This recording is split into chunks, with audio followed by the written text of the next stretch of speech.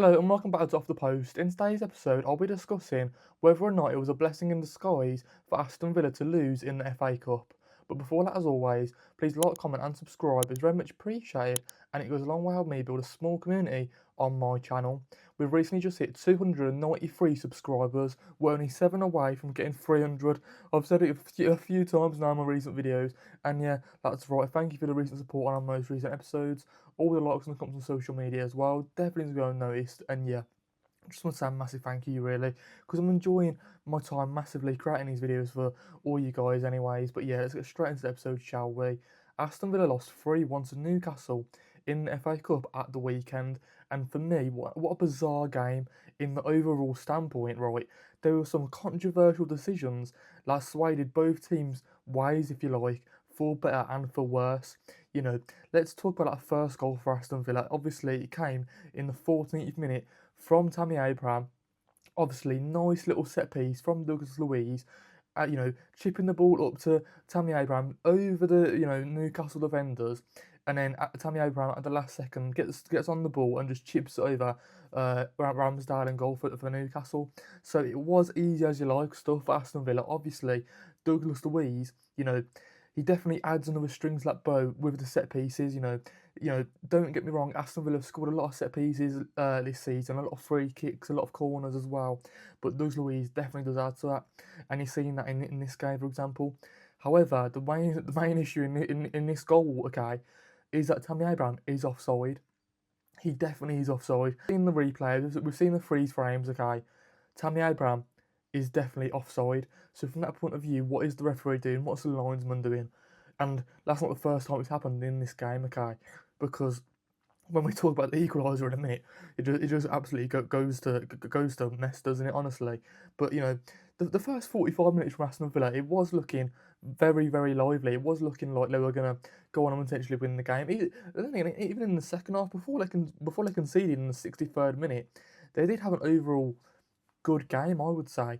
Don't get me wrong, Newcastle did have the edge in the last 20-25 minutes. But again, it's always a tricky one because when Marco Bizot got sent off, okay, going down to 10 men in the 45th minute, what on earth was he thinking?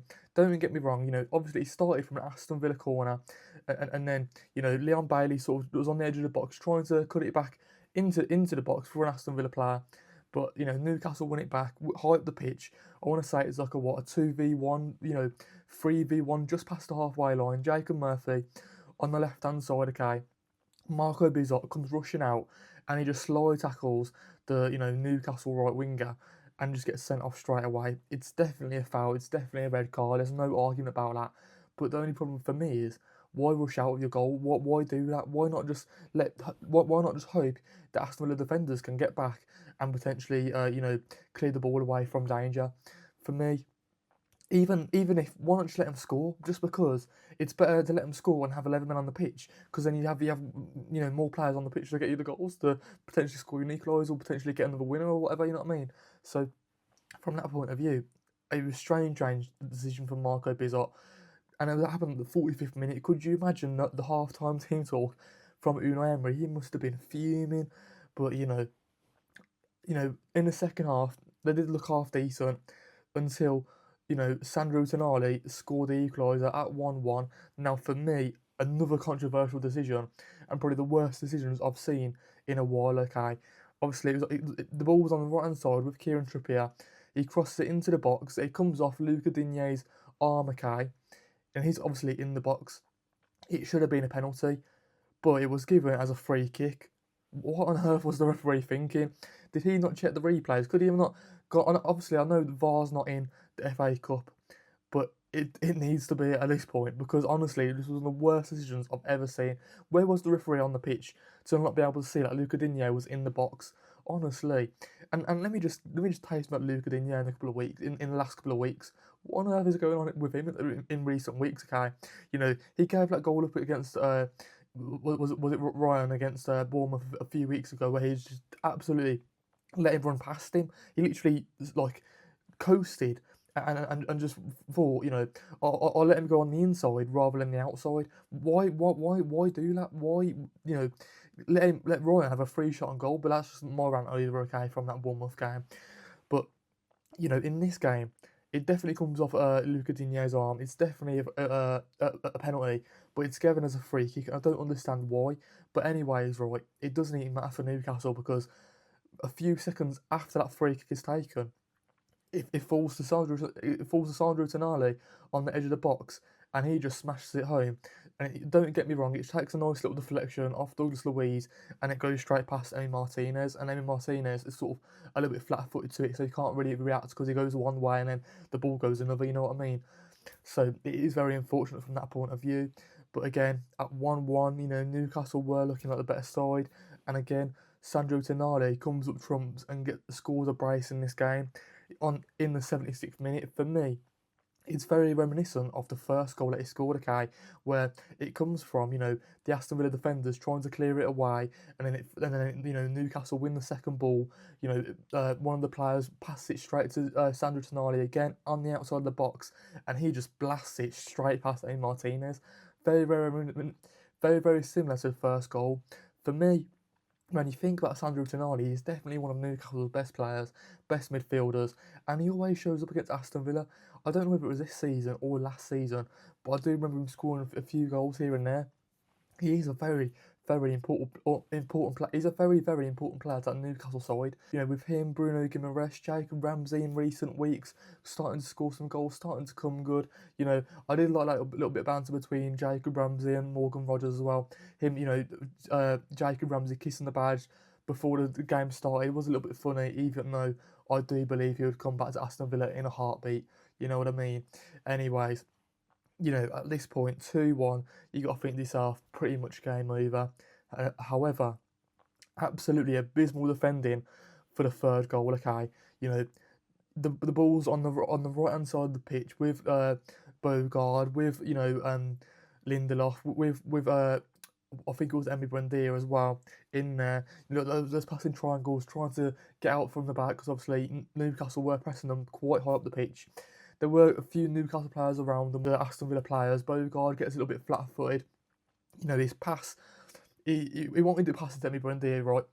He was on the edge of the Aston Villa box. However, Bogard sort of plays a misplaced pass. The ball goes to Joe Willock, just inside the box, okay? He does a nice little turn, and then what happens is, right, Emi Buendia tries to tackle him, but the ball literally rolls into the box for Nick Walter-Mada to run onto and just slot it straight past Emi Martinez on his 24th birthday, okay?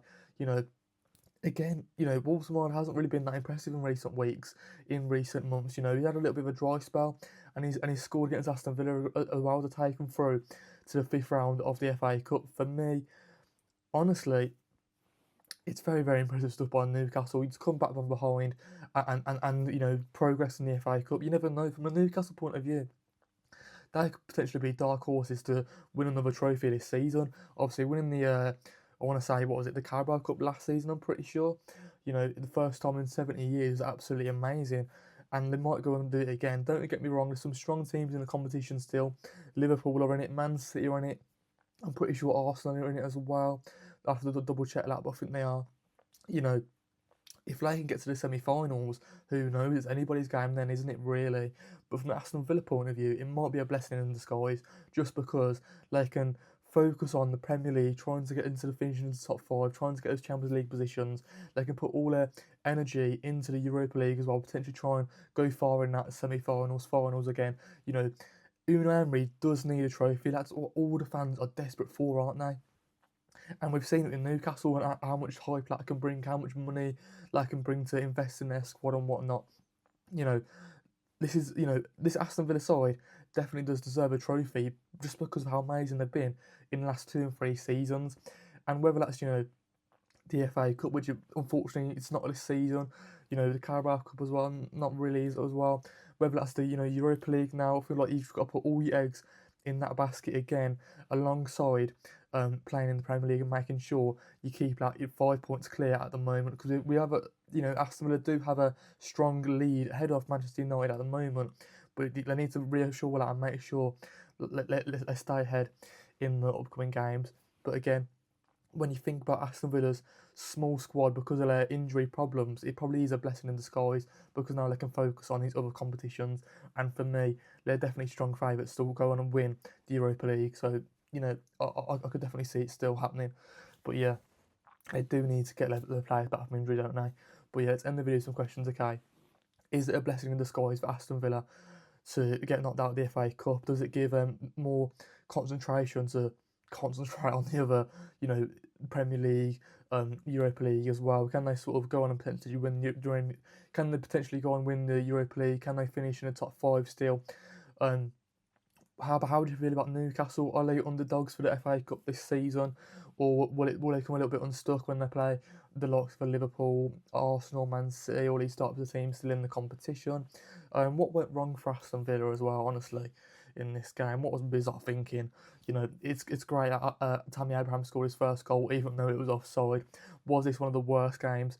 Was this one of the worst officiating games in recent history?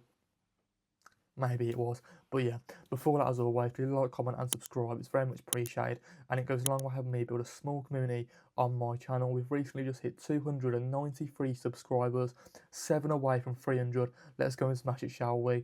But yeah, just want to say a massive thank you for the recent support on our most recent episodes, all the likes and the comments on social media as well. Definitely to go unnoticed. And yeah, I just want to say a massive thank you, really, and I do hope you have a good rest of your day, and I'll see you guys in the next video. Peace out.